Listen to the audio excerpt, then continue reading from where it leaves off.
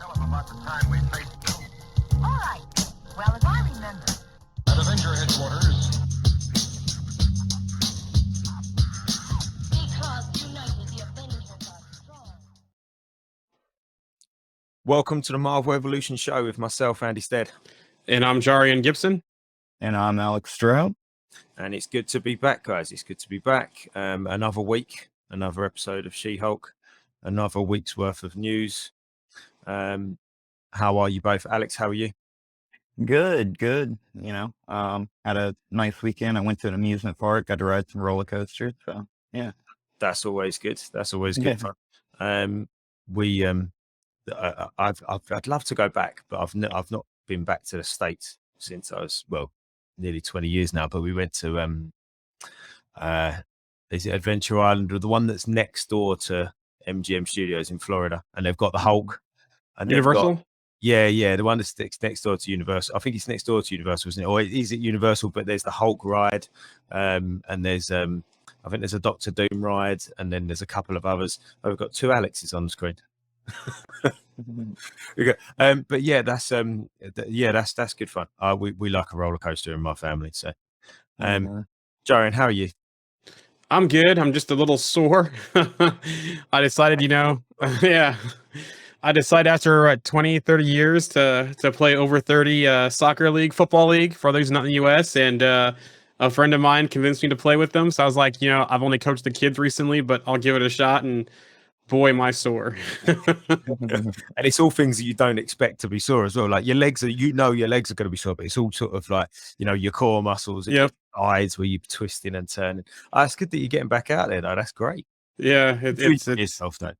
What's that? Did you enjoy yourself? Oh, I had fun. It's just that, just getting used to the speed of the game, playing without my glasses on, so depth perception was kind of off. I had a couple whiffs there where I fell, trying to, blast the ball downfield for on defense, and, just something I got to get used to. And, my son's starting again his season. So I'm like, we'll just practice together. I'm rusty actually playing. So I'll just practice with you during the week in between practices, and we'll go from there. So it's fun, though. Something else to do. I think that's where, obviously I'm a football man or a soccer man, but I think that's where you can kind of get away with if you're fit to play, but your touch is poor. Like you say, you're a bit rusty. Yeah. You can kind of get away if you're not fit to play, but your touch is good.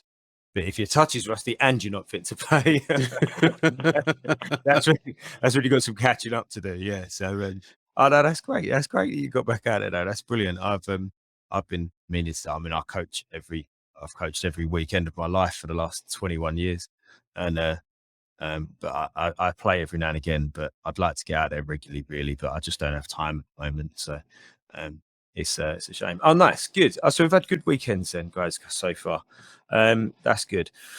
So like I said, another week's worth of news, another episode of She-Hulk. So we will get stuck into that episode of She-Hulk very soon. But I've got something I want to say, actually. So tomorrow on the group, we're going to be starting our Avengers Assemble show club. So I'll put a couple of posts about this out over the last week or two. I just thought it would be a really fun idea, like where you can have a book club and you can all turn up and read the same 10 pages or whatever it is of a book, that we choose something that, is already out there, accessible. Something like Avengers Assemble. It's got 120 something episodes, I think, running over 5 seasons. And so what we're going to do is we're just going to watch 3 episodes a week for the next, what works out about 40 weeks. So it's a long commitment, but it'll just be a nice little conversation piece. And I also think that anybody who hasn't got a history in reading comics, that it'll actually give them a really good, solid sort of Marvel background, I guess. If they're not into the comics and they're not a reader and they're more of an MCU only fan, I think watching these shows actually gives you a nice rounded view of almost everything that's happened in the comics for the last 60 years, just in 22-minute spits of a cartoon show. And I know you've watched it, Joey, and I know you really rate it highly, don't you? Yeah, my son, I watched it before, but then my son and I watched it, and then also too, you should probably follow up with Earth's Mightiest Heroes after Avengers Assemble.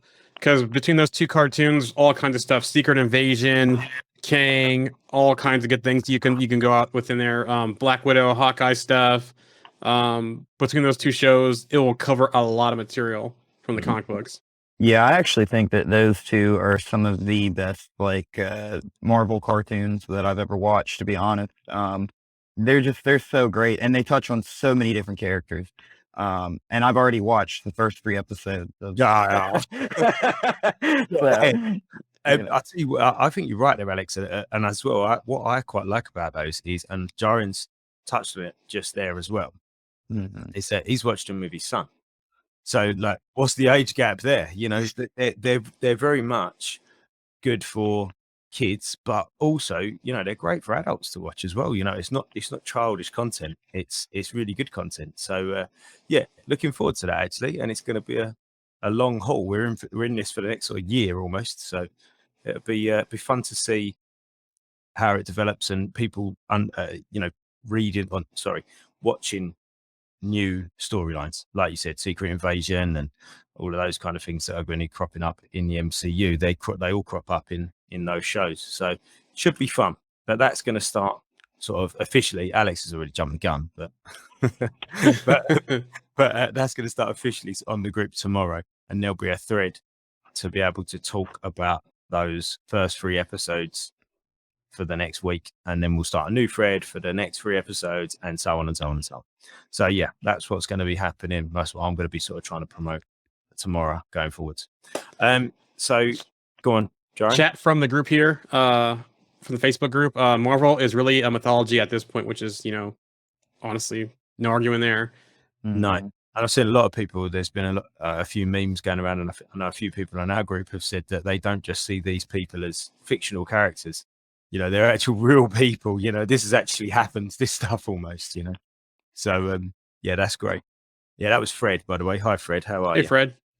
I hope you are. Fred, sorry, before you start, Jane, Fred's going to be coming back on very soon. I think we've got about 25 agree or disagrees left before 200. Oh, nice. Fred said that Fred's got to come back on with some big ones for number 200. So get thinking, Fred.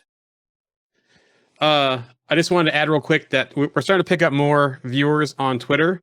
And unfortunately, we can't see the chat from Twitter through here. So I guess after today, I'll start monitoring the Twitter chats as well on Twitter, because we can't see anything on here. We can see Twitch, YouTube, Facebook page. I think that's it as far as we can see the chat for. So if you're joining us from Twitter, welcome. But we can't see your chats. But again, we'll start monitoring that in the future. Excellent, good stuff. We're on quite a lot, like you said, we're on quite a lot of platforms now, aren't we?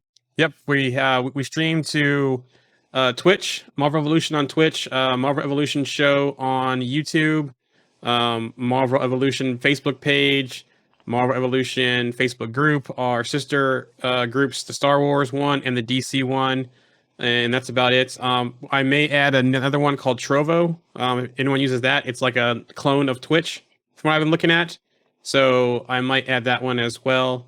And also we have Twitter, we stream to also. And then again, just, you know, for the content, no more on Instagram, but we'll start doing commercials on Instagram and TikTok pages. I just got to work out the format for those. We are growing and spreading. Fred's just said there, I often have to come up with new ones because I'm like, nah, this one is too good. Let's save this one. He caught us out with some good ones when he came on, and funnily enough, that was actually our first live, wasn't it? When Fred, agree on this, that was our first Facebook live. Anyway, we've beat around. Sorry. Well, speaking of those, he actually has a good one, which goes into She-Hulk, right? So, or not She-Hulk, but it's related to She-Hulk because it's another Hulk in a way. And there's been some hints about other Hulks in this series. So, his newest one was about, you know, should they recast General Ross? So that was a good one. And I know Alex had this thought for a long time about transformation off screen, which I completely agree with. And I've been also thinking too, you know, recast Betty Ross and, you know, put Red She-Hulk in that role. And we'll also touch on rumored Thunderbolts lineup as well. So interesting to see how they're going to handle that for the Thunderbolts movie. And I was also thinking, and they could also do this. They could always just choose like another general to like basically be the Red Hulk in the MCU if they like it'd just be somebody other than Thunderbolt Ross. Just Yep. choose anybody else. Like they could even go like bring in Talbot or something and make Talbot like Red Hulk. Yeah, they could do. I don't think it would be in bad. I don't think it would be in bad taste to make a Red Hulk as if it was William Hurt playing the Red Hulk as General Ross. But I can imagine that a lot of people would think that it was in bad taste. Do you know what I mean? Like, I don't think we would necessarily, because I think it's a good idea. Yeah. But I can see some people going, "Oh, that's a bit, that's not in very good taste. This guy died, and they're kind of now turning him into a Hulk." Do you know what I mean? Maybe they won't understand the process as well. I don't know. Well, and I don't think that they actually knew who Red Hulk was in the comics for a little while. Like, I don't think that Right. they knew that he was Thunderbolt Ross. So I think that they could always do that on screen where just Red Hulk shows up and everybody's like, who is this? Oh, it's Red Hulk. And then 5-10 years from now, somebody's like in something and they're like, who is that? And you find out he's Thunderbolt Ross. And just be like, yeah, I went through the whole, process. Gotcha. And they could do the same thing, similar to what Ross did with Blonsky, is that Val could find another soldier out there, and say, hey, you're going to, do the same similar storylines as Blonsky, and that person becomes the Red Hulk. Maybe it's someone from his past, Blonsky's past, possibly, because remember, he was on loan to General Ross as well. So it could be someone from his original units or, that same type of, I forgot where he's from. England, was it? Yeah. Yeah. So Soviet trained, wasn't he? Yeah, so it could be another one of those type of roles. So we'll have to wait and see. We'll get stuck into that because I've got some good thoughts about Blonsky actually. When we get to the She-Hulk section of the show today. So, but before we get there, we've digressed nicely. Look at that. We've spent 12 minutes just talking rubbish, basically. News of the week. Yes, top of the news. Love and Thunder. So September 8th release of Love and Thunder, along with Assembled, the making of Love and Thunder, will be on Disney Plus. So that's coming, pretty much in a week and a half. So pretty soon that'll be out there. Harry Styles was interviewed, and he says he doesn't think he'll star in another film for a while. I think there'll be a time again when I'll crave it. So I wonder how that'll affect him playing Star Fox. And the end credit scene from the Eternals and how that goes forward in the MCU. Has already filmed stuff and it's already ready to go, like some cameos, or is what kind of deal did he have worked out with Marvel? But he was interviewing for some other things he's been doing, and that's one of the things I pulled from that was basically he doesn't know he'll star in a film for a while again. So something to keep an eye on. I think that's strange. Disappointing, not necessarily because I'm disappointed I'm not going to see Harry Styles, but that was quite a big kind of post-credit scene, wasn't it? Like that meant a lot. This was a big moment, and it's kind of like, oh, they're just going to pass that off for a little while. I'm not saying they'll ignore it, but it did seem like that moment was steering the ship there almost for the next Eternals film. Yep. We're going to go do something with Star Fox now. Yeah, and now they're kind of, what are they not? I don't know. I mean, who knows? Yeah. Who's saying my prayer? So, yeah, someone from the group doesn't, is happy with that news. Someone goes, thank God. And someone else goes, my prayers is working. So, sound like we have some not so big fans of Harry Styles on the group. I mean, he's a little bit Marmite, I guess. Yep. So, yeah, I can understand that. Some boys news. I know this isn't Marvel or DC or Star Wars, but we do like talking about the boys, and I believe we're still going to have a boys takeover weekend coming up. But they have officially started filming season 4. It's expected to premiere next summer after airing the Gen V series as well. And the other big news was that Jeffrey Dean Morgan has been cast in the series. So it'll be interesting to see who he plays. Is he going to be another old, Vought person like Liberty / Stormfront or Soldier Boy? Coming into the mix, or is he going to be a modern times person?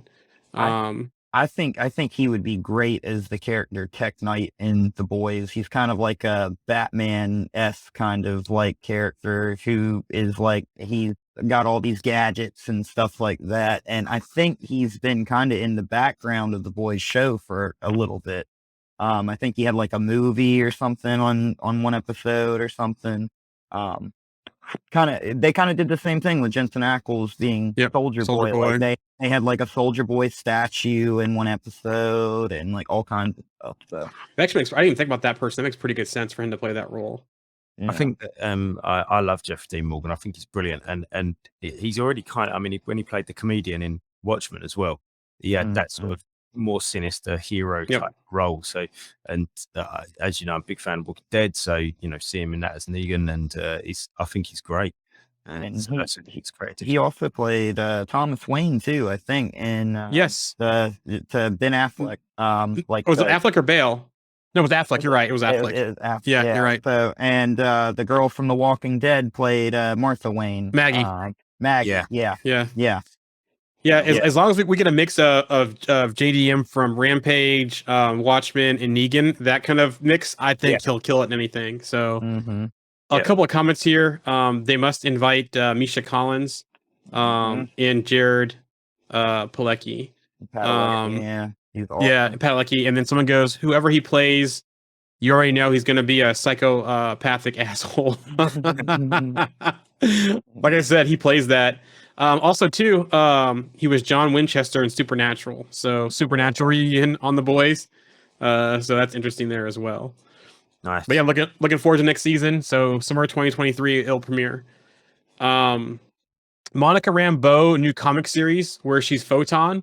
So I wonder if that's going to foreshadow her superhero name in the MCU, because she goes by Spectrum, Photon, Captain Marvel. She's like I think 6 different aliases she has gone by in the comics, if I remember correctly. And so I wonder if that will be her name for it. So something to keep an eye on. I don't know if you said this one. I think she's even gone by Spectrum too, right? Yep. Yeah. Spectrum. So, yeah.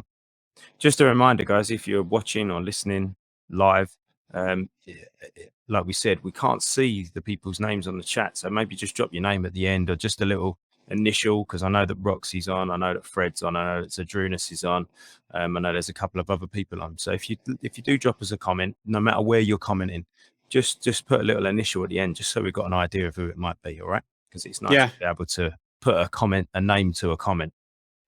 Yeah, that's a Facebook limitation. If you're from Twitch or YouTube, we can see it, and I'll have to drop that link out there for the Facebook permissions to see your name and avatar come through. Cool. Echo news: the Black Knife Cartel will appear in Echo as villains, and I believe that's a rival to. I'm going blank on her uncle and her dad and all them. But sorry, Jones, start again. What did you say? I'm going blank on the gang that works for Fist that she's related to. Her dad's in it. Her dad's Crazy Horse. The tracksuits. No, the tracksuits. I thought he was in there something else. Or is it tracksuits? Anyways, I'm going blank here. I'm having my Sunday blackout here. Yeah, but I wonder if they're a rival from the Black Knife Cartel. And if I remember, there's like a sadistic drug dealer in this cartel from the comics. I'll have to go back and look. It's been a while since I've done the Echo stuff. But they will appear as the villains of the series. So I wonder, almost a rival to the tracksuits. Okay. And then also too, Echo has wrapped filming. Alakwa Cox has shared on social media that they have wrapped filming. So they're in post-production now. And when is that one due out? I believe isn't it early next year? I was just going to have a look at my little list here. We were supposed to get Charlie Cox in that show too, weren't we? Yep, Charlie Cox, Vincent D'Onofrio. So yeah, middle of next year. So this time next year. Okay, this time next year. Some Spider-Woman news. So Olivia Wilde is playing Quill in the project. She's been rumored attached to that as directing, helming the project. She went on to say that I can't say a word about it. Yeah, no, I can't say anything about it. I have to bury myself in the couch now. I will say that I think Marvel approach of allowing new filmmakers to come into the fold and have access to these tools of the Marvel universe is incredibly exciting. I'm a big fan of what they're doing over there, but yeah, I can't confirm whether that is what that is. I can neither confirm nor deny. Yeah. That's what that was. Back to a comment here about Echo from the group here. I hope we see Kristen Ritter in Echo if she's not in She-Hulk, and I wouldn't be surprised if we do see her in Echo. And the rumor is for She-Hulk that she'll be mentioned, kind of teased but not shown. I think from Murdoch/Daredevil is looking for was the rumor that I heard. So we'll have to wait and see once that happens in the show. Some Fantastic Four news. It's been a wild week of the director. So earlier in the week, Matt Shackman, who's done WandaVision, It's Always Sunny in Philadelphia, and he was supposed to do the upcoming Star Trek film. He was rumored to direct again in the week. Now, by the end of the week, he is now in reports or in talks. The report is he's in talks to direct the movie according to Deadline. Other news also came out saying that he dropped out of directing the Star Trek film. I saw that. Due to scheduling conflict with Fantastic Four. So it sounds like this is a done deal. So basically, the Hollywood Reporter's Boris Kitt has told fans that Michael Matthews and Ree Caroline were in the hunt. Caroline directed the first two Magic Mike movies, 22 Jump Street and White House Down, which I wonder if Caroline was going to helm the film, if that means Channing Tatum was going to be in some role in the Fantastic Four. Possibly. I could see him being the Thing, possibly, if that was the route they were going. The reporter indicated that Matthews was really the one that came down to the wire with WandaVision director Shackman. It would have been interesting to see what he could have done on a massive budget, as his latest movie was Love and Monsters with Dylan O'Brien. Now, there was other big names that were in talks as well. Those weren't revealed, but I think those were dropouts early because I know that Spielberg was rumored for a while and some others, but it looks like it's going to be Shackman, which makes me wonder, with Shackman doing the film, if they're going to circle back to that aerospace engineer that was teased in WandaVision, where it led to nowhere. Could they circle back and make that tie to Reed, possibly, that he was helping somebody, and that was his assistant that showed up to help Monica?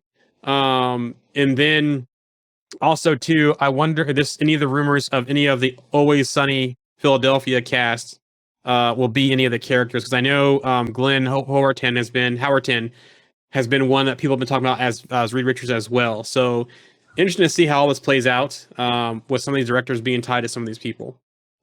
We watched Dog yesterday with Channing Tatum, actually, and it's really, really, really good movie. Actually, really fun sort of family movie to watch, and it's quite nice. But actually, I don't dislike Channing Tatum as much as I feel like I used to dislike Channing Tatum. I've actually I wouldn't necessarily have favoured him, but certainly grown on me a little bit. So wouldn't be against him being in as a Thing, I guess, but we'll see. I think he could be good at the Thing, or even Johnny Storm, even as well. Mm-hmm.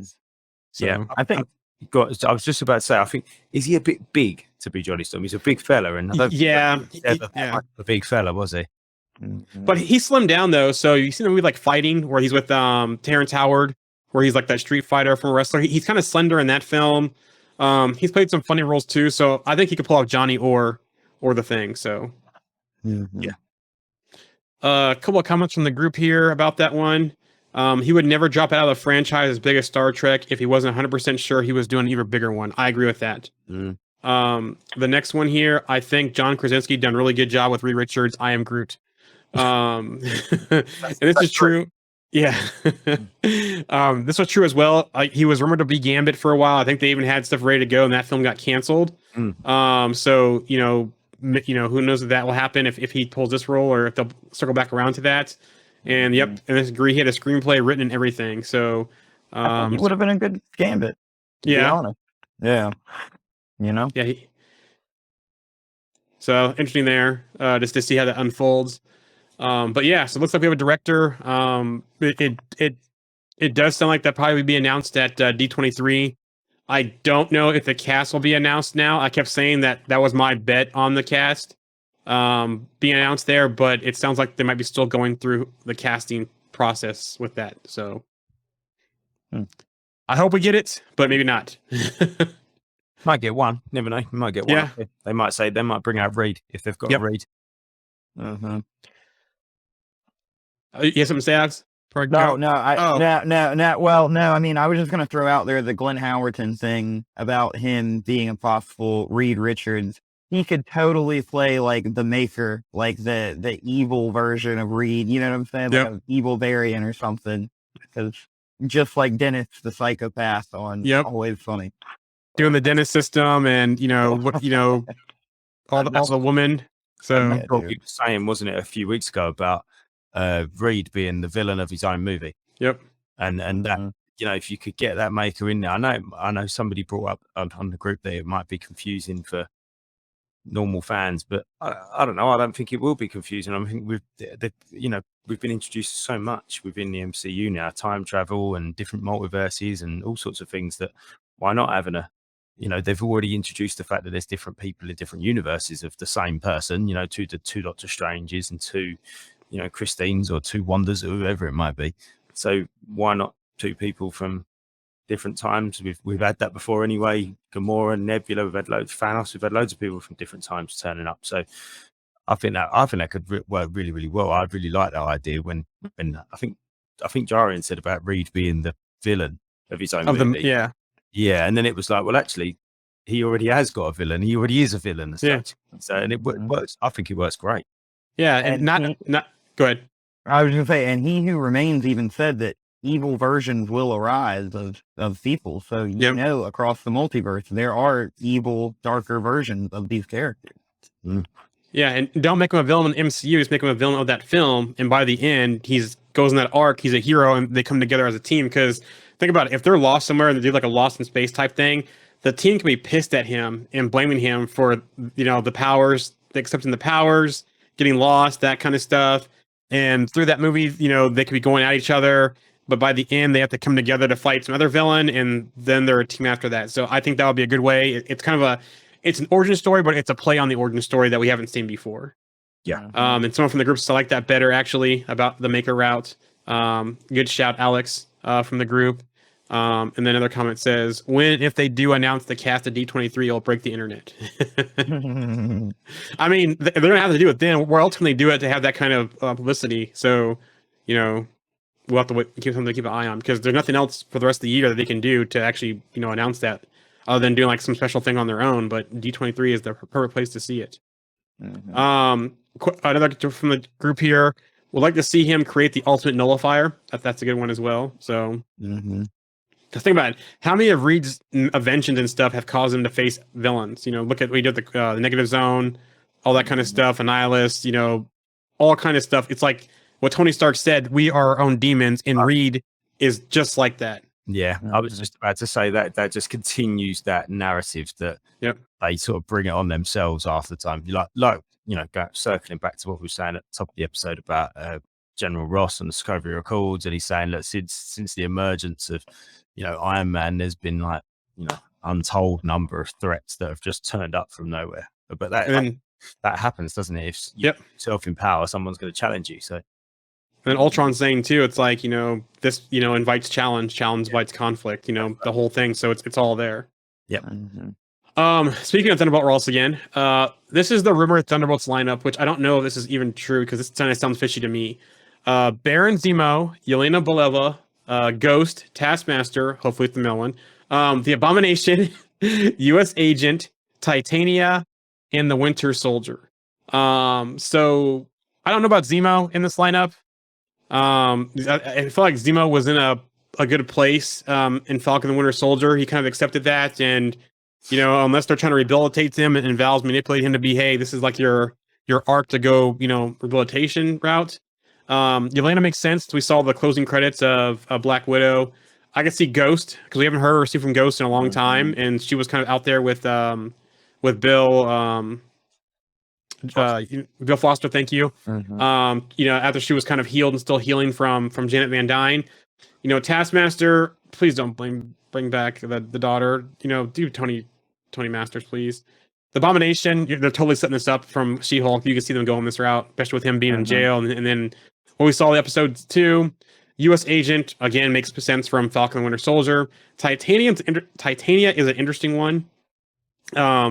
Interesting what her arc is. in She-Hulk to see if that actually happens. Did we actually see Val and She-Hulk show up to recruit her, possibly, depending on what happens, her and Abomination, or does she get thrown in the same place as Abomination and become friends? Who knows? But the Winter Soldier is the most head scratcher one because it seemed like he was on a very different path to be kind of like Nomad and not be on a Thunderbolts team. So who knows? And a chat from the group here also says, I have doubts about Bucky. So yeah. Yeah, I can't see. I don't know. I think that's sketchy. That line up there. I can't see Ghost. I can't see her returning. Maybe not ever, but I don't see her returning for this. I don't see Bucky joining because I think he's done with government affiliated things now. I don't think he wants anything to do with it whatsoever. I can't see Taskmaster. I think she's gone. I don't think that version again ever. And I can also see that I'd also like if we got one or two people that we haven't met yet, that haven't just been villains in something else, or do you know what I mean? Like a couple of fresh ones. I think, like you said, US Agent, Abomination, 100%. I think we can almost nail those ones on, and probably Yelena as well. But after that, I don't know. Yeah, go ahead. I was going to say, I almost feel like with Abomination, that'll be like our final episode of the series for She-Hulk, where like he'll meet Val or something and be recruited for this, where like at the end, that'll be your post-credit scene, like, you know, like him being recruited. But I feel like Titania is almost just like kind of like an add-on to that, you know, from She-Hulk. So I kind of feel like maybe not add her, but like Bucky doesn't make a lot of sense, you know, in this at all. So I don't know. Yeah, I think we're going to see. Someone said White Vision there. I don't know. Yeah, I'll also put in the chat next. Yeah. I think he's too intelligent to fall for that one. But I still think we could see Bullseye when you look at when Thunderbolts releasing, and around the time where Thunderbolts releasing, I think we could still see a Bullseye. And I'd like to see someone like Songbird or someone like that.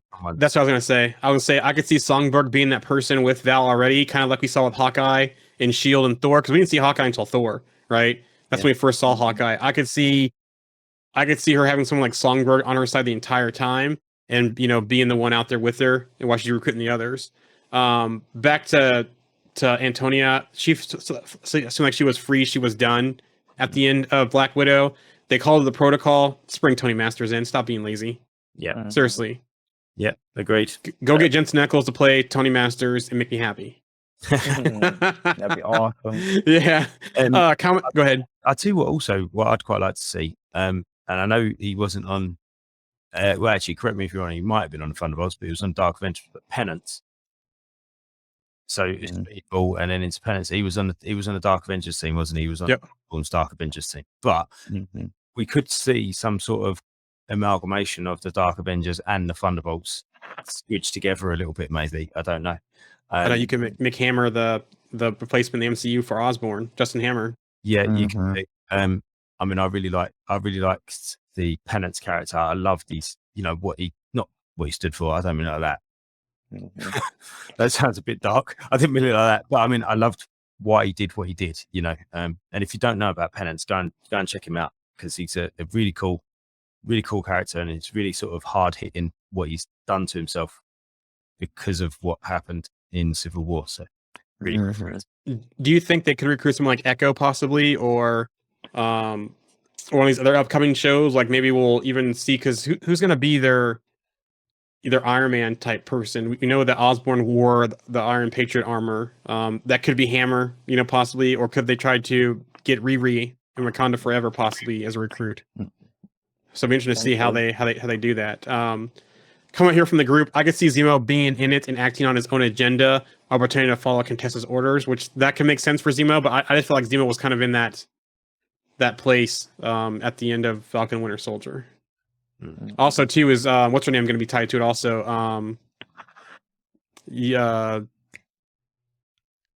Come on. Carter, Agent Carter. Thank you. Oh. Because she was a power broker, and Falcon supposedly the power broker in Falcon and Winter Soldier. So is she going to be tied to here as well? Is she going to be kind of on the screens, or are we seeing more her going the Skrull arc instead of the Thunderbolts arc? I feel like she's a Skrull, to be honest. 13, thank you from the chat. And I'm not sure which one This one says LOL too perfect. I'm not sure what this comment's towards. If it's towards my comment about Taskmaster or another comment about too perfect. But yeah, so that's Thunderbolts lineup. Two more things about Wakanda Forever, and then we go into She-Hulk. So the first one is Daniel Kaluuya. I hope I'm saying his last name right. He's Wakibi. Also been like in Get Out and other movies as well. Also he's the Black Messiah in that movie also. He talked about the trailer. He said he's seen it. Of course, it's amazing. He discussed on not having a role. It's what's best for the story. It's what's best for the film. I'm excited for it. I'm excited to watch it. And then a follow-up question he was asked, if he's on screen in Casualty, or is he away from Wakanda? Because he was alive at the end of the first movie, so we don't know what happened between that and Infinity War and so forth, and where he's been, because he was the leader of the Border Tribe and he was in a relationship with Okoye. So he said, I can't tell you. You're supposed to start with that. So he could be an on-screen casualty from this. He could be, locked up for his role in the first Black Panther, or he could just not be in the film and be away, and we'll see him in the future. So, that comment about too perfect was Tony Masters. Is too perfect. I guess that's my casting of Jensen Ackles. I was on the Jeffrey Dean Morgan train of him playing Tony Masters longest time, but after seeing Ackles pull off that Soldier Boy, I'm just like, you could just basically take that person, bring him in the MCU, upgrade him a little bit. Give him some more of that attitude, that chip on his shoulder, and we're good to go. Mhm. That's the non-She-Hulk stuff. Have you seen that comment? I just want to say that comment from the group there before we move on. It's from Zodric, I think. Yeah. The Rick Flag one? No, go up a few more. Okay. What do you guys think about where White Vision? Oh, okay. So, what do you guys think? Where's White Vision? Do we think we're going to see him in the future movies? I am Groot. So Groot. What I think we'll see him is Armor Wars. I think that's a perfect way to go looking for him, because he basically is Stark technology for the most part. That's what Armor Wars is. So I could see him showing up in Armor Wars. That's my guess. Where do you reckon he is, Alex? Where's he gone? So I feel like he kind of left to go find himself at first. I'm not exactly sure where he's going to end up. I mean, I think Armor Wars is probably a very safe possibility. I don't know if he'll be like the main focus in Armor Wars. I feel like that might be like something like additionally like, hey, now some Stark suits are out there in the world and similar tech, and the White Vision is out there. It might be one of those types of things. A drop in sort of thing, yeah. Yeah, and there's this additional problem, that we have, type of thing. But I'm not exactly sure. I'm not sure if he's gonna go out there and find himself and come back and be, a completely changed Vision, or if he's gonna come back with a vengeance, Yeah, I'd like to depends. he's out there learning everything he can possibly learn about everything. I reckon he could have been anywhere. He could have been off planet, learning different things about different cultures and different species. And I think he's probably just gone to sort of, like I say, learn as much as he can, take in as much as he can. And yeah, I think you might be right there. I like that little idea, we've got this problem of, where the White Vision's gone. Mm-hmm. Yeah. I can also see him being in Secret Invasion and being part of the people that are warning, saying, hey, something's going on. Or being a pivotal person in Secret Invasion. Maybe he can scan them and tell, like a weapon, to see who's a Skrull and who's not. I can see that as well. Yeah, nice. Mm-hmm. Here's a good comment too from the group. I can see Bucky having the same role as Rick Flag. That's actually a good one. Mm-hmm. I could see that. That'd be a great one. Another question here from the group chat. Who's your favorite Black Panther candidate? I'm Team Lapita. Oh my God. Yeah, I thought it was Nakia for the longest time, but now I'm off the Nakia train, especially since I think there's a child involved here. I couldn't see her being the Black Panther. I've been on the, I'm Team M'Baku, but I think it's going to be Shuri. Yeah. Mm-hmm. I can see possibly Okoye. I can see multiple people wearing suits in this film as well. Especially if, depending on what we saw the flooding in the trailer, and there's going to be multiple people on hands on deck for this, I could see all of them suiting up. Even the Queen. Yeah, I was just about to say, imagine if they sort of went, actually, we've got Shuri, Okoye, M'Baku, and Nakia all wearing Black Panther suits. Mm-hmm. Like a team of Panthers. Yeah. make it more of a mantle than the person at that point. Like, Yep. Make it a team. Another question here, still on Black Panther. Anyone think they'll ever bring back Claw? I hope so. I loved the portrayal of Ulysses Claw in the MCU. I think he killed it. I'm going blank on his name. I don't know why I'm going so blank today on things. Andy Serkis. Thank you, Andy. Andy Serkis killed it in that role, so I hope they bring him back.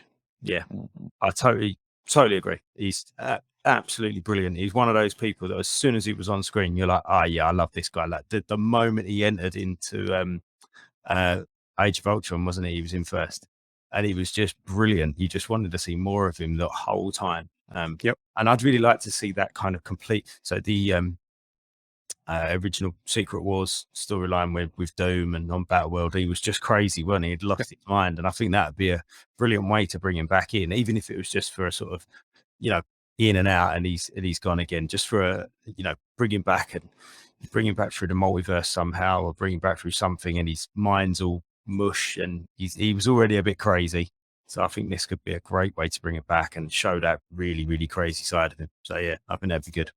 and wasn't Claw part of the Frightful Four at one point? Like, I believe so.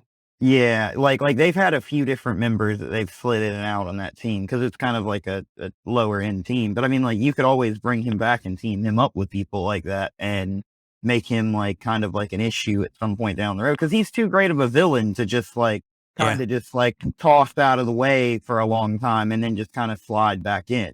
Like that scene that you mentioned in Age of Ultron where they kind of like show him that dialogue with Ultron, like Ultron says something that's exactly what Tony Stark would say. And he goes, Tony Stark used to say that very exact thing to me. And so like it showed like previous connections to Tony, like, so. Yep. Back to Vision, comment here saying, or maybe he's somewhere in the basement painting his body parts to be more like original Vision. Yeah, that's good. Is that like a scene like John Walker in Falcon and Winter Soldier? Shield. I could just see Vision just doing this with a paintbrush. That's trying to paint his shoulders. Back on who he thinks Black Panther. A comment here, I think Shuri. So you're probably right. There's precedence there from the comics. And then another one about Black Panther. True, Black Panther could just become Wakanda itself without being tied down to one person, and that actually goes with the title of the film, Wakanda Forever. So like I said, we could see the Wakanda corpse. I don't know, but it looks like we're gonna get the Hazoot, the Special Forces Black Panthers. They wear the white Black Panther suits. We could be getting them as well in this film, from things I've read. So hopefully we'll see them on screen. Awesome. Let me click things off here. Okay, so She-Hulk stuff. So Jessica Gao did talk about the Shang-Chi post-credits. She went on to say, no, he wasn't human form in the Shang-Chi tag because of our show. And that reason we had him in human form was because of the nature of the accident. We knew that we wanted him to bleed onto Jen, which is how she got his blood. Hulk would not need blood. You can't pierce Hulk's skin, certainly not through a dinky car accident. So we need to have him be in human form in order to have his gamma radiated blood get into Jen and into her system. We had to come up with the reason for why he was human. She went on to say, when you first come into Bruce and Jen in the car in the first episode, you kind of hear the tail end of the conversation. And really that conversation is just him talking about how he discovered that his arm could heal better when he was in human form. So he created that little device that you see him wearing to keep him in human form, just so that he can heal his arm and then go back to being Smart Hulk. And that's why when the device breaks in the car accident, he turns back into Smart Hulk. And because we're doing all of this, that's actually why we kind of planned Bruce in Banner form in Shang-Chi. I think she sort of answered the question without answering the question at all there, because I think what people actually really wanted to know was like, how does this sit time-wise? Not like, yeah, we get that he had to be human to be hurt. Like, that's kind of obvious, really, isn't it? But I think what they wanted to know is, hold on, when does that sit time-wise compared to what we saw in Shang-Chi? That was more the point, I think, wasn't it? Yep. Yeah, and that was probably weeks, months after. Yeah. We got some comments here, so it looks like we have some new people on Twitch. Someone said I look like Ned. That's funny. It doesn't look like Ned. Go back to Shang-Chi on the bus. Yeah. Spider-Man Ned, not Simpsons Ned. So yeah, Oh, okay, right. yeah. But I think it's more when I not the longer hair, when I have the shorter hair, more like the guy in the bus in Shang-Chi. Filming Ace your boy. um, but then Gal also talked about Cox's reaction to the role in She-Hulk. Charlie Cox coming back as Matt Murdock Daredevil. He's such a reverence and love for that character.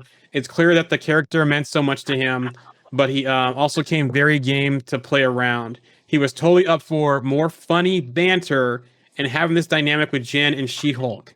It really feels like the character from the comics. It was so fun because he really does fit into the show so perfectly. They're both lawyers and they're both superheroes. Who else can say that they have that in the common? It was just very fun thinking about what their dynamics would be based on the personalities of the two characters. So, Yeah, I think we've said this before about the the Daredevil Matt Murdock character coming over into the She-Hulk and fitting in with the feel of that particular show, rather than just being the same version that he always has been in other shows or other programs or projects. Just within another show, he'll feel out of place if that was the case, wouldn't it? But Yeah. it's going to fit in with what the feel of that program is, and I think that kind of makes sense. Yep, and remember too that with Murdoch and Daredevil, the different runs in the comics, different tones. We're not gonna just keep doing the whole Netflix thing because that's not how the comics are with that role. A nice comment here. This would be interesting. I think we should get a Marvel DC collab. It would be a great movie for all the fans want, and that's when The Rock is starting to push for. Really? So yeah, The Rock has mentioned that he wants to make that happen, where we have a DC Marvel thing going on. So maybe with The Rock we'll get to see that. Another question here. Do you think She-Hulk will follow the late comics like Spider-Man? So it does look like they're doing some of the later runs possibly. They did change their origin from it. They did make Bruce more involved where he wasn't in the comics. So it'll be interesting to see how they do that based on the comic run. Another thing here from the comments, feels like a natural thing. Oops, come on, click on the screen. Feels like a natural thing for their paths to cross Daredevil, She-Hulk. Yep, I completely agree with that one. And I mean, in No Way Home, we just saw Charlie Cox as Daredevil representing Spider-Man for this very reason, like being concerned about being a hero. So, and then someone goes Jessica also. Yep, Jessica makes sense because basically she's a private eye, and in lawyering work you need that kind of investigation stuff. So yeah, there's a whole network of people. Yep. mm-hmm. Kat Choreo, on which episode she's most excited for. She went on to say, stop clicking on the screen here. There we go. I have to say I'm very partial to the episode 4 at the Mystic Castle. Patty Guggenheim, who plays Madison, is a comedic genius, and her and Wong playing off each other is one of my favorite elements of the show. I also love Donnie Blaze in the whole setting. Episode 4's courtroom scene is just one of my favorites in the whole series. It was written by a writer named Melissa Hunter. Okay, cool. So we've got something nice to look forward to in a couple of weeks then, if she thinks that's her favorite episode. So that's most of the news from that. I do have some more news that I'll sprinkle in as we talk about certain topics, but now it's just the show. Yeah, excellent. So I think just looking at that show then, I think it was a nice episode, and it people said that there was nothing really happened, and I was like, loads of stuff happened. I've seen this comment multiple times. It was almost like it was just another load of stuff, and I was like, there was so many, I think, important parts to that show. I mean, I just want to touch on one thing because we can kind of get in and get out of this one. So the Bruce element. Firstly, his little comedic moment there. I'm an entirely different person now. it was that meme, wasn't it? That Leonardo DiCaprio meme. I noticed it. Yeah. It was one of those. I thought that was a brilliant little comment. But obviously he's gone. He's back to Sakaar. So I think we know where that's leading, don't we? Yeah, and speaking of that ad lib, that was planned. So basically, it was a nod from Norton to Banner Switch. That was a Mark Ruffalo ad lib. That was truly the world of this show. It's meta as you can possibly get, and what's more meta than discussing the fact that the Hulk in the Incredible Hulk 2008 was played by a totally different actor. There are so many layers to it. And then you talked about Ruffalo about the Sakaar thing, right? Being Yeah. on the ship there. So Ruffalo addressed this. He said, "I don't know. It certainly does suggest that there has been some conversation about what happened in the 2 years where Hulk abandoned Banner and the Avengers on Sakaar, and the emergence of Smart Hulk, which hasn't ever fully been answered. I think maybe we given 4 sentences to that time period since. It's really an interesting and exciting part of the Hulk story and Banner story. I do think the trip to Sakaar is a good place to start and what that means to the idea of what fans have been asking for. The idea of Planet Hulk or World Hulk, or just the journey that Banner and Hulk have to make to come to peace with each other. That's really interesting to me, and I do feel like there's some interest in exploring that down the line. Now, I wonder if they're going to do 2 things here, right? His previous time on Sakaar, where he became the champion, or where he went in between Earth and Sakaar, that could be Planet Hulk story.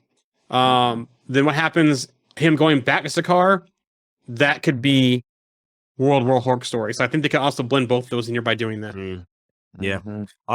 I wouldn't be surprised at all if next week at D23 they tell us that we've got a Planet Hulk Yep. show coming up in a couple of years. Mhm. I really wouldn't. And then a couple more things. Are you something to say, Alex, before I continue Oh, with that? I was just going to say, I completely agree. And I think that they can totally use the Hulk here as like, make him hit that point to where we've seen all this stuff about balance and She-Hulk, make him hit that point where like that balance is disrupted and he just loses it. And then we get World War Hulk, you know? They've really been playing up balance a lot, like in about what it means to be a Hulk and everything. So Yeah. And you there think was that balance? Go ahead. So I was just going to say, I totally agree with you, Alex. What they were saying, they've been playing that so much. Those first 2 episodes about the balance and about him not losing it, about being on the verge of losing it, about the other guy, about all. It's just they're literally just going, look, this is here and this is going to happen. It's just a case of when and how. mhm. Yeah, he's definitely walking that fine line there. And I wonder if they're actually going to come to the point where they separate the two. Like we've seen him happen on Asgard before in the comics, where he got separated. I think Heimdall separated him in the comics. Banner and Hulk from each other. So I wonder if we get that. But there was some more things too about the Sakaar and Hulk thing as well. So Jessica Gal also addressed this. Well, all I'll say is, he spent a lot of time off planet, as we saw in Thor Ragnarok, and we only got to see a little tiny bit of what his life was when he was on that planet. I mean, God knows what Hulk got up to in the years he was there. So he's got to go back and handle some off-world things that happened during that time. And then they also addressed on why Hulk left. As far as Bruce Lee, this is a She-Hulk show. As far as Bruce leaving, really, we're just looking for a convenient way to make sure that everybody knew this is a Jen's show. And it's not going to be about Bruce. Yeah. And we just want to make sure people weren't expecting to see Bruce every single episode hanging out with her, because frankly, we can't afford it. Well, I'll say this. It's basically a big indication to the audience that it's definitely a She-Hulk show and not to expect to be Hulk show. However, you do get a tiny bit of a couple, maybe 1 or 2 questions answered, but don't expect this suddenly to become a 2-hander with Hulk. Yeah. So, And I think that's a nice little way to move on there, because I think that's exactly what that did, wasn't it? That just put an end to the fact that I don't think we're going to see Hulk again or anything about him. Maybe a couple of mentions from Jen, but other than that, I think that's the last we're going to see of him. And with that said, what I'm seeing at the moment is we're seeing Jen, who wants to be a lawyer, it looks like she's going to try and be a lawyer, but it's just going to be too hard for her to actually be a lawyer. So she's going to move away from who she actually is and move into this kind of circus act type thing, because that's kind of what she's being treated like, circus act, publicity stunt, almost that type of thing. Then I think she's going to kind of realize, actually, that's not me. She's going to almost like that type of life for a little while, because she's getting stuff that she wasn't before, or I don't know. And then she's going to sort of have this journey where she realizes that that's not who I am. I got into this to be a lawyer, and that's what I'm going to be, a lawyer, Mhm. I think that with her being She-Hulk, like, and her turning into She-Hulk in the court, that kind of like forced her to, no lawyer is going to want the legal issues of having a superhero work for you. Like, that's just not going to happen. So you see that scene where she goes through all these job interviews, and like literally the background just gets worse and worse and worse, because like not even like the bottom of the barrel lawyers like want like, her to work with them. And then like she finds out that like, yeah, I've got this great job opportunity, but it's me embracing the very thing that I don't really want to embrace, which is being a Hulk, and using that to promote myself and be a part. Like they straight up say to her, like, we want the She-Hulk. We don't really want Yep. Jennifer Walters. Yeah, We want yeah. She-Hulk. Like- GKLNH wants that, but other ones like we don't want the distraction, the risk of a sideshow. We don't want the liability and the risk of being able to not find an impartial jury as well. So Yeah, it's almost like she's got to accept this, and she's got to try, like you said, Alex, she's almost forced to embrace this side, and she's going to get carried away, and she's going to lose who she is. She's going to kind of forget that she's a lawyer first, and then kind of a superhero, or then she hugs it, lawyers first, and that's going to kind of start disappearing. And I think it looks like, we're seeing, there's images in trailers where, she's wearing sort of, glamorous dresses, and looks like she's stepping out of limousines and walking down red carpets and things like this. And that's not really who she is. That wasn't who she is as a human, as Jennifer Walters, was it? So I think she's going to kind of get caught up in that lifestyle before she kind of, has that epiphany moment of, actually, hold on a moment, I need to be a lawyer first. That's what I'm thinking. Yep, and from the chat here, she said herself she didn't want everyone to think that she only got the job because she was She-Hulk, which she did get the job because of that, but she's worked hard to become where she's at. So, and that's been playing right from the beginning, hasn't it? The fact that she has worked hard since the beginning of, she's put a lot of effort in to become a good lawyer. Yep, and right here, wants to earn on her own merits. Yeah. So. Yeah. No. Also, too, did you notice the logo change from She-Hulk Attorney at Law to She-Hulk Attorney for Hire? At the beginning of the episode, yeah, it changed that after they went through that and they went to the whole thing. It said She-Hulk Attorney for Hire. Yeah. I didn't notice that. I think one of the most interesting things too was her laptop. That laptop screenshot was full of stuff. The QR code. Yeah, the QR code was She-Hulk first issue for the QR code this episode. Ant-Man, where's Ant-Man? Is this a Quantumania reference? I saw something about a theory. I think one of the comic book websites posted this theory that they think that Ant-Man will be the one to warn them about Kang coming. Kind of being the warn about Kang is coming, that kind of stuff. But it's interesting that they said, "Where's Ant-Man?" So time frame wise, is he already stuck in the quantum realm? Was what's going on here? Do you know what I thought that was? I thought it was like a game, like Where's Wally? Okay. Yeah, where's Waldo? Yeah, that's what I was thinking. Like Ant-Man hidden in a picture somewhere. Okay. There's loads of ants. Yeah. Things that look like ant, and then there's just one little Ant-Man. That's actually Scott. I thought it was just a game. And this is an interesting one too. Someone's question says Heroes for Hire soon, LOL. And it's interesting they said that because she was talking about the Avengers and do they have healthcare and do they get paid and that kind of stuff. And I wonder if that is kind of a hint towards that, because we also saw the issue that Sam had, even though he was an Avenger, he had issues about all that too in Falcon and Winter Soldier. So that was interesting comment there about that. We also saw a Swiss Village, needing a mascot in that page. Is that a Moon Knight reference? We never figured out which Alps he was in. Was it the Swiss Alps? Was it the Bavarian Alps? Where was he? So is that a Moon Knight reference? Is that our first Moon Knight reference outside of Moon Knight, possibly? We also got, I'll get to the big one last. We also got scientists discover an element inside vibranium. So that's interesting. What was that one? There was an Ultron bot cleanup as well. That's really interesting. And what's that all about? Are they still cleaning up from the Iron Legion and from Age of Ultron? Or is there still bots out there? So that was interesting that we're still doing that. They did say, didn't they? I think that part of the news was that we'd hear a little bit more about the Sokovia Accords. So there's obviously that link to Age of Ultron, there. But yeah, it just seems like that was a really long time ago. I mean, it'd be 10 years. I think in Homecoming they briefly showed that there was like an Ultron head in like that warehouse, didn't they? Yeah. In the in the lorry, on the vault, the truck and then the vault, yeah. Mm-hmm. So I almost wonder if Damage Control's still cleaning up. Is that a reference to Armor Wars possibly also, as well? So interesting with that one. Here's another one. from the comments. Anyone call the She-Hulk toll-free number? I called it straight away. It's Jen's voice, but would encourage everyone to call it themselves. I didn't catch you call that one thing to call that.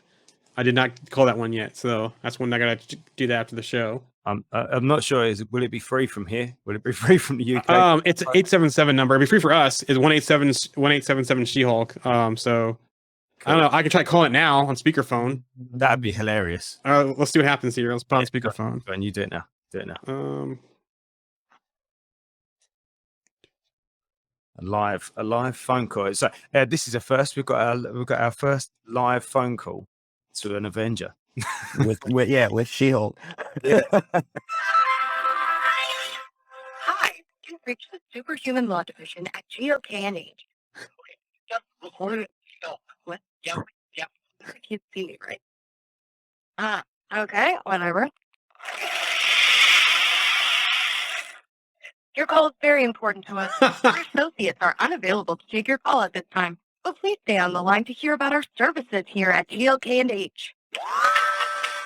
Have you been fined for thousands of dollars worth of damage to the city you were trying to protect? Did you accidentally create a sentient robot who got the feels and tried to destroy the world? Maybe you're an Asgardian god who leaves a giant burning imprint on private property every time you arrive on Earth. Lawn care respect. We've got your back. Our associates at the Superhuman Law Division of GLKH will fight for your right to fight for everyone else's rights, because that's what superheroing is all about. But don't take my word for it. Here's some testimonials from our Satisfied Club. And this is where we... Yes, with their feelings. Once again, phone line.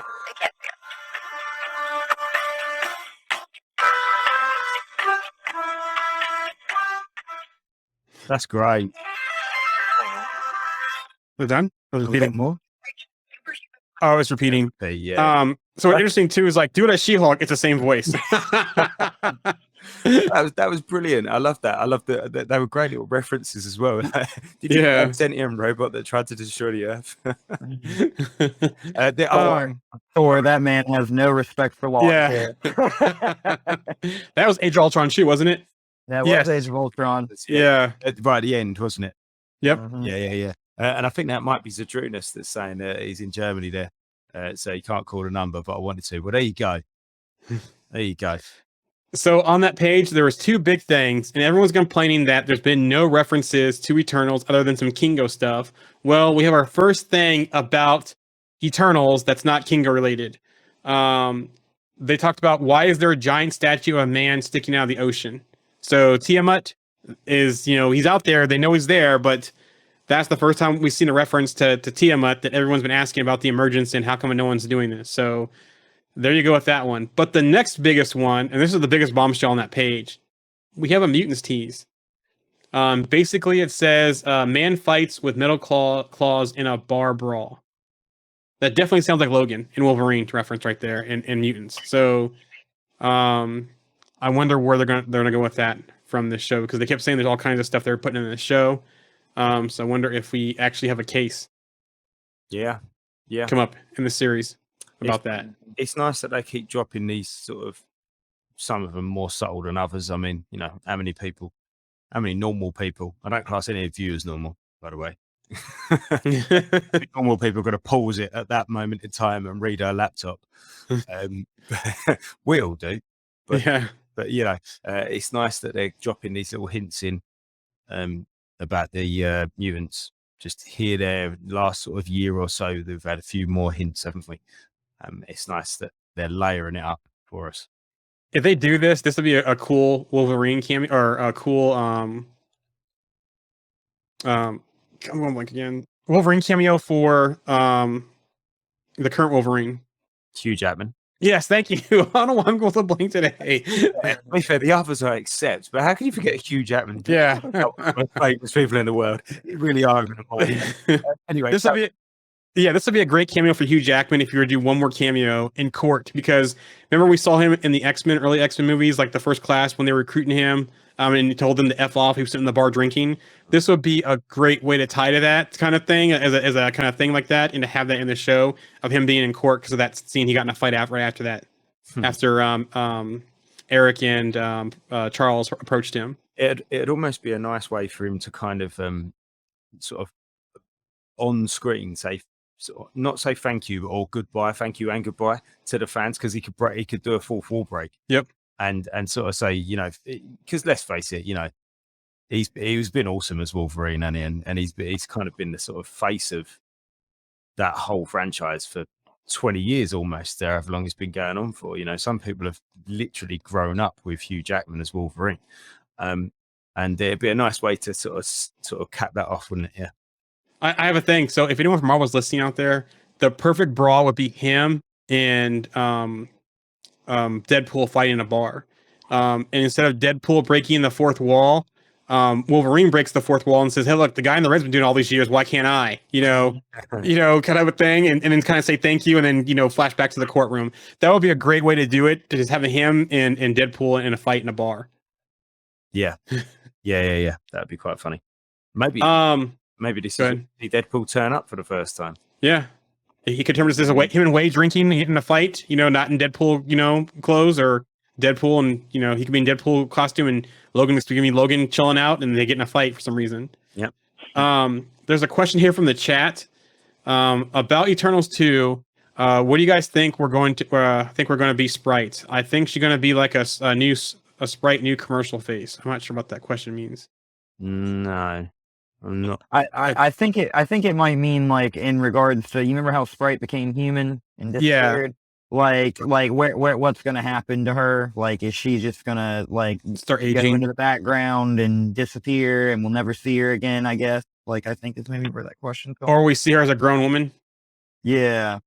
I think that could. Not that I didn't like her. I can't remember what her name was now. The young actress who played Sprite, but I thought she was good. But I think that might be the last we see of Sprite. Another comment. Oh, sorry. No, I was going to say I think that might be a cap on top of that one. Really. Another comment here. He could be Bruce Banner in the bar, but turns into Hulk. The fight with Wolverine. Kind of see that Wolverine Hulk fight type thing. So we could see that one as well. So good thoughts there. Yeah, finally see that fight. So what else? So the other sort of burning moment, I guess, from this is the Abomination. Her meeting Abomination for the first time, and I love Tim Roth. I've always liked Tim Roth. I always thought he's been great, and I thought he's played this one quite well so far. I quite like that kind of that sort of laid back, comfortable.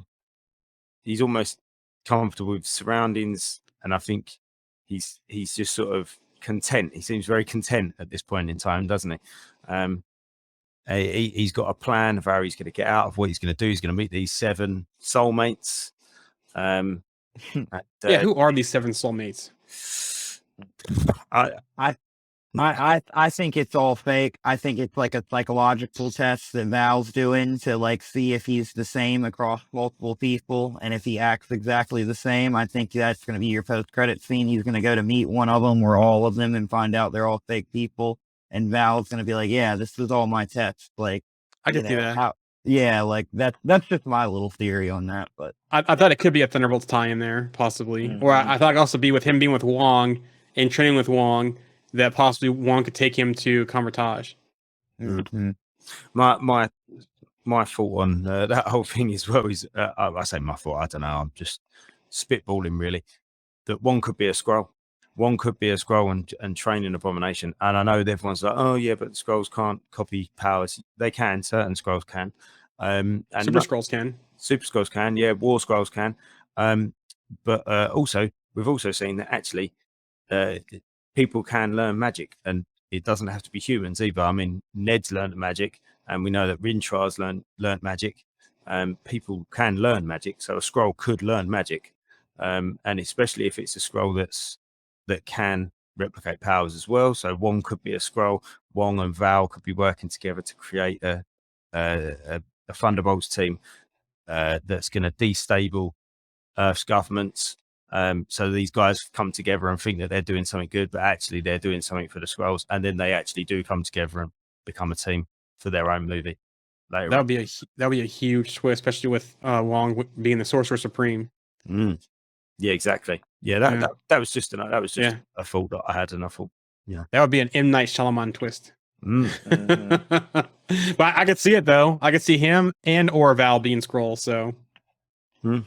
and speaking of going to visit Blonsky, okay, do I just seem like DODC Supermax prison has gotten a lot better since Miss Marvel? Because with the clandestine, DODCs look like some Keystone Cops. But then when you see Jennifer go on there, how locked down it was, no powers, the laser thing she had to walk through. Yeah, so that was interesting. How funny.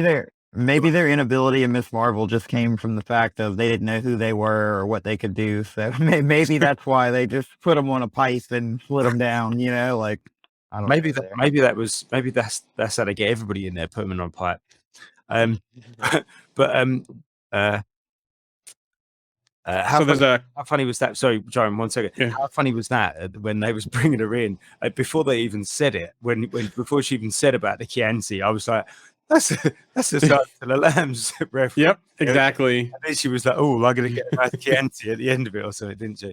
Yeah, fava beans and a nice Chianti, she said. Yeah, that was great. That answers someone's thinking about your thing about the scrolls and magic. I think so one of the questions I had about scrolls and magic, they honestly didn't know was the next follow-up question to that or comment to that. So they said thank you for that one. Rose? Other things too, Blonsky, yeah, it seems like he is playing some kind of long game here. You know, transformed himself mentally or mentally spiritually, chooses to be a meal. You know, he mentioned that he wanted to be Captain America, right? He says once that he was going to be Captain America, but he was a victim of the US government. And then he had the haikus to express his sorrow and remorse to victims. That was funny as well. Yeah, that's what I was going to bring up there actually about the fact that it's that perspective thing that we spoke about a long time ago. You know, the villain, he's not a villain. You know, in regards to what he thought, I mean, whether he's playing a game there or not, I don't know. But you know, the way he tells it, he was working for the government. He was the guy, and he was being told to go and stop this bad guy, and he just wanted to be a soldier. And you know, he'd soldiered all his life, and he was just trying to do the right thing. And like you said, he wanted to be Captain America. He took the super soldier serum. And then he was turned into a monster, and then he was kind of, you know, vilified for it almost. Yeah, so you know, you look at it like that again. It's that Cobra Kai Johnny thing, isn't it? You know, you look at it from the villain's eyes, and all of a sudden it's like, oh, actually, yeah, that kind of does make sense when you look at it like that. You know, through his eyes, from his perspective, he was doing all the right things, and now he's locked up for it. And what's funny to me though is nobody's the villain in their own story though. No. And you go back and you watch like that Incredible Hulk movie, and he's got the attitude of I'll do anything to catch the Hulk. And you know, like you go back and watch that movie, I don't really think people were like holding him down and forcing him to, you know, like accept, you know, becoming Abomination. Like he almost was like willing to do like basically anything to be able to do it. So I almost feel like that's kind of like somebody like trying to paint a different picture of like, you know, like I'm just the patsy for the real villains, which is the US government, you know, like, so. Yeah, which is why it's going to be even more interesting if he does get recruited onto a team that does turn out to be, you know, like being used, a team that's being used. Mm-hmm. And I think Val might frame it that way, but I think that it'll actually be something that'll be like off the book and not actually be something that's U.S. government related, almost like a private team that's doing private things that's propped up with the idea. And then you'll have like somebody like John Walker find this out and find out he's been like somebody else's soldier and he's not been like serving his government. It'll just cause like all kinds of conflicts in every direction. Because we know that S.H.I.E.L.D. did things off the books too, so who says that Val can't do things off the books? But going back to Abomination and the government using him and that kind of stuff, remember what the doc said to Captain America at first about the serum? You know, it makes you more of who you are, you know, type of thing. Not so Blonsky did have some character flaws already that the serum kind of exposed, I think, as well. Yeah, sure. Yeah, for sure. I was going to say something else about Blonsky right earlier. Oh, no, that was what it was. So that moment, obviously, when Jem meets Blonsky, you can tell how good of a lawyer she is. She's already thinking how she can get him off of what he's done, because he says a couple of things. What does he say? He says, oh, I can't remember. He says something, and then she says, she sort of questions him about it. What was that line that she says? Do you remember? Was it about the fighting or I can't remember now. I can't remember what it was, but he says something to her, and then she goes, "Oh, really? So you didn't, you know, you didn't volunteer, or I don't know. It wasn't that, but she says something, and then about destroying about the Harlem thing? Was it the Harlem Yeah, thing? yeah, Destroying Harlem? he addresses the thing about Bruce right away. Like, he's like pretty straight up front. Like, as you probably know, like, I have had an issue in it run-in with your brother. And like, she does that whole thing where she has that call with Bruce, and like, he's like, oh, he sent me haikus and things like that. So like, it seems like this is almost like a step thing for him, where he's like working through the steps and he's trying to prove that to her. Is kind of like the way that I took it. she started lawyering straight away, though, didn't she? She was Mhm. straight on the case. She wants to get this. She wants to do this. So Which, as like a lawyer, he's trying to prove to her that he's like trying to be somebody whose case she wants to take. Like, Yep. like I'm making progress here. Like, I'm doing the right things. Like, this would look good in court, basically. Yeah, he's saying all the right things to get off. Exactly. So on the whole question about are they different facilities, this is my comment about the DODC Supermax. Both are in my damage control, but one a minimum or a max, another a Supermax. I'm not sure. I thought they addressed this in the comments from Miss Marvel that it was the Supermax, because I thought they showed the Supermax in Miss Marvel. Didn't they show like at nighttime with the rain? I thought they showed it. So I think they did address that they were at the Supermax, or I could go back and check. If they weren't, it could have been a branch or another location. But it still makes you kind of think twice about Department of Damage Control and so forth. The next question is, can we please get the leader back? Which I hope we do. We never know what happened to Samuel Stearns at the end of Incredible Hulk. We saw the brain get big. We saw him get some of the blood in his blood, kind of similar to She-Hulk. So it'll be interesting to see if we do get a leader tease, or if that happens in World Hulk. Maybe we see him at the end, and he's possibly the catalyst for what transpires, going forward. So yeah, that'd be interesting. I like what's his name? Tim Blake. the actor. Yeah. Tim Blake. I like him as well. I think he's cool. I think he could play a really good leader. And then another question here is the raft damage control or no? I believe the raft was part of the Accords, but I think we might get this addressed during the show, because it looks like the Accords may have, or that military control of the Accords may have shifted towards damage control. So I think we get an answer for that, because I know weren't they're connected in the comics, if I remember correctly. The raft and Department of Damage Control, I believe they're connected. I got to double check, or at least the Supermax. So yeah, we'll have to see about that, because I believe at one point wasn't Blonsky on the raft at one point. I think Then he it was was. mentioned. I think he was, but there's some weird like shift here on like power almost with like a lot of these things, because it feels like there's almost like some give and take here, where like some of these government agencies didn't have a lot of control, and then suddenly they started to in the MCU. Yeah, who knows what problems the blip caused? We know we got the GRC now in the MCU because of the blip. So who knows what the blip caused? And yes, someone said yes, he was on the raft. So. And then obviously, talking about Jen and the Abomination, and then he gets out. We see that scene that we saw in Shang-Chi, that fight scene, and then that throws out another host of questions about timelines, doesn't it? And about when this is, and especially in relation to where Bruce was at the end of Shang-Chi. So that video, it could be past video. Yeah, it's not present video. It's just footage of him fighting. So someone leaked that. And I almost wonder if Val leaked that to keep him in damage control for now. You almost think that someone has a motive for leaking that footage. And I almost wonder if Val or even the 10 Rings leaked that footage to keep him where he's at and not let him be out. Yeah, it like the timing on the fact that footage would be released when he's making a case to try and get himself free is like just ridiculous. And not only that, but yeah, I think somebody's trying to like paint either one of two pictures here, that the US government or who has control of him technically has been letting him out to go do things and then putting him back in, which means like there's some internal corruption here.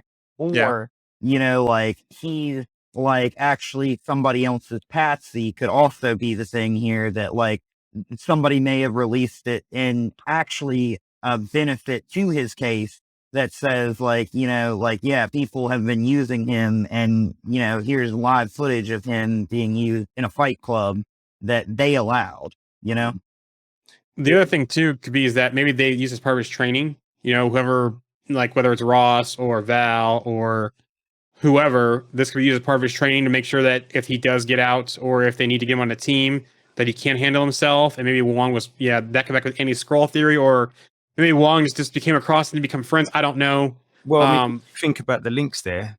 Bruce has got a tie up with Wong, hasn't he? He's met Wong. Yep. So can we a favor?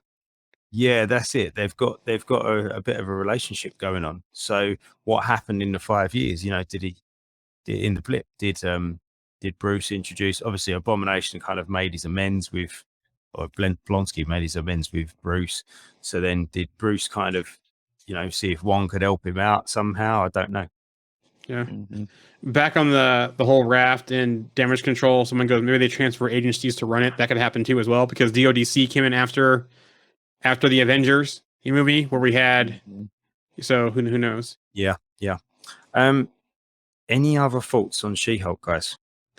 The post-credit scene, I thought that was interesting. Family dinner, they kind of had her doing chores as She-Hulk around the house. Yeah. But I noticed her dad is the same actor from that 80s sitcom Perfect Strangers as well. So some throwback there. That was interesting.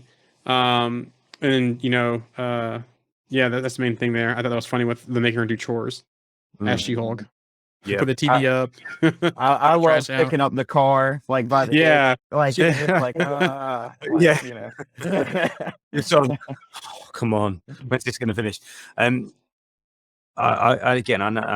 was quite impressed last week with the CGI. I think this week there was a lot more of her as She-Hulk and just of her face as She-Hulk. And I was talking to a friend of mine this week about it, and I think because she's so much like a human, because it's basically just her face, just green, isn't it, and bigger. You can't. I think you can pick up on it more when it's not spot on than as opposed to when it's, say, I don't know, Rocket Raccoon, or Gru, because well, I know that that's not a real thing, so I know for a fact that a walking tree is not a real thing. That doesn't exist. But with She-Hulk, because she's so human in her face, you can kind of look at that and go, it's just something that just didn't quite catch for me, because she's so human. Even with Bruce to a certain degree, as Smart Hulk, it's still not quite human. So you can start. It's still kind of, I don't know, it catches the imagination a little bit. Where with Jen, for me, she's so much like just a normal human woman that you pick up on any discrepancies. And I noticed it a couple more times this week than I did. Well, actually, I didn't notice it at all first week on episode 1, but this week I noticed it a couple more times, and I'm just like, I wonder whether that's going to be something that I'm going to continue to notice personally. That first episode, I think, had one of like my favorite shots in a long time in the MCU, and that's the scene where she goes from being normal to becoming She-Hulk, and she stands up, and you see like the color of her eyes change and stuff like that, and you see like her skin change, and you see everything change.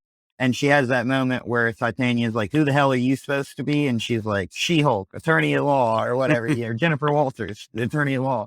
But that, I think, was visually very like a good shot for like seeing that transition happen again on screen. Like, because we've seen Bruce Banner do that before, and it's not really something that's really ever seen. So seeing that kind of go through that process was a very cool shot. Yeah, it was almost in a way, it was almost in slow motion as well, wasn't it? Yep.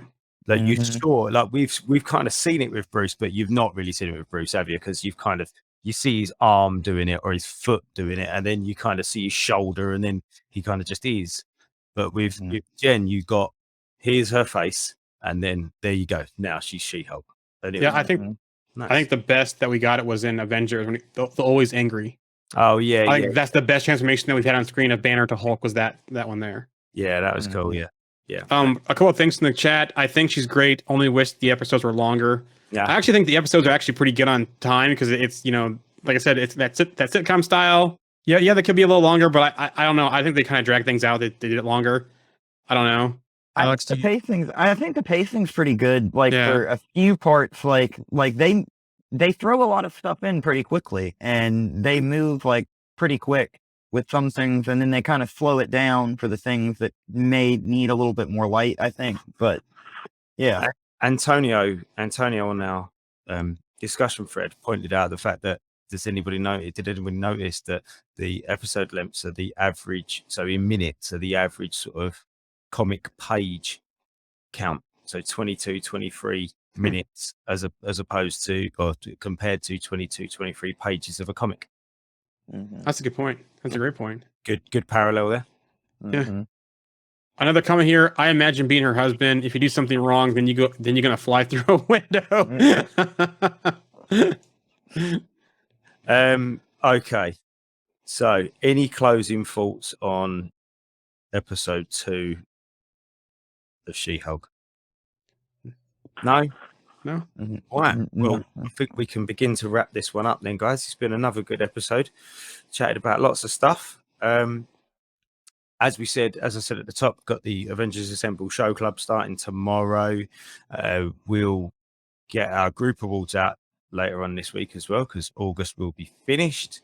They have already been decided, so we'll get the group awards out this week, and then we'll be back again this time next week for episode 3, She-Hulk, news of the week, and anything else pressing that turns up. Yeah, don't forget to like, subscribe, feedback where you consume the content, whether you watch us on Twitch or YouTube or Twitter or the Instagram, TikTok commercial stuff that's coming, or wherever you listen to the podcast for audio only. Please let us know anything. Again, like, subscribe, give us feedback. Whatever it is, it's all constructive. Nice. Brilliant. It's been a pleasure, chaps. Take care.